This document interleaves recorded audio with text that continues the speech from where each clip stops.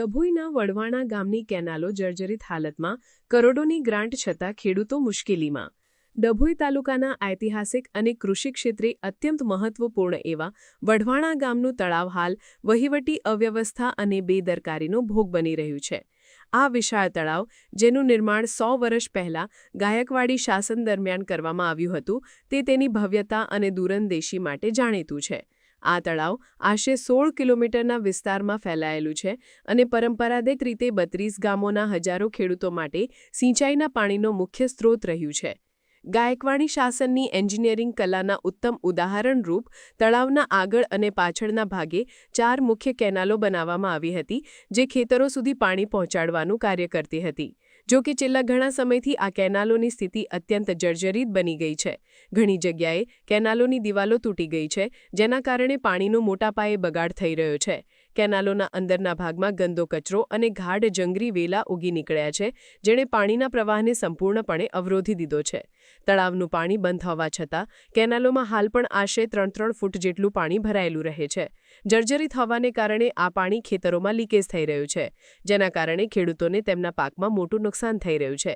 આઝાદી પછી આજ દિન સુધી ગાયકવાડી શાસન દરમિયાન બનેલી આ કેનાલોનું કોઈ મોટું કે અસરકારક રિપેરિંગ કામ કરવામાં આવ્યું નથી। ખેડૂતો આ મામલે ભારે પરેશાન છે અને તાત્કાલિક સમારકામની માંગ કરી રહ્યા છે। કરોડોની ગ્રાન્ટ ક્યાં ગઈ? ખેડૂતો દ્વારા કરવામાં આવેલી રજૂઆતો મુજબ આશરે 3 વર્ષ પહેલા આ કેનાલોને નવી બનાવવા માટે કરોડો રૂપિયાની ગ્રાન્ટ મંજૂર થઈ હોવાનું કહેવાય છે। જો કે ગ્રાન્ટ મંજૂર થયાના આટલા લાંબા સમય બાદ પણ જમીન પર એક પણ થીંગરું મારવામાં આવ્યું નથી કે કોઈ મોટું કામ શરૂ કરવામાં આવ્યું નથી। વધુમાં કેનાલોની સાફ સફાઈ માત્ર કાગળ પર જ થતી હોવાનું લાગી રહ્યું છે। દર વર્ષે ચોપડે સફાઈના ખર્ચાઓ બતાવતા હશે, પરંતુ વાસ્તવિકતામાં કેનાલો કચરા અને વેલાથી ભરેલી છે, જે સ્પષ્ટ બતાવે છે કે સ્થળ પર કોઈ નિયમિત સફાઈ થતી નથી। ડભોઈના ખેડૂતો અને 32 ગામોના લોકોને રાહત આપવા માટે વહેલી તકે વહીવટી તંત્ર જાગે તે જરૂરી છે। ડભોઈ તાલુકાના વઢવાણા ગામે જે 100 વર્ષ જૂનું વઢવાણા તળાવ આવેલું છે, સિંચાઈ તળાવ, તેમાં 5 કેનાલ આવેલી છે, જેમાં એક પણ કેનાલની મરમ્મત કરેલ નથી અને છેલ્લા 5 વર્ષથી એ લોકો કે પ્રોજેક્ટ પાસ થઈ ગયો છે, પણ આ કેનાલની એકદમ જર્જરિત હાલત છે અને એની પાણી બહાર નીકળવાને બદલે ખેતરમાં હજુ પણ આવે છે અને કચરું એટલું બધું અંદર ઉગી ગયું છે કે પાણીનો ઠેલાવો જ થતો નથી, એનો નિકાલ પણ નથી। હમણાં કેનાલ બિલકુલ બંધ હોવા છતાં 3 ફૂટ પાણી છે એમાં।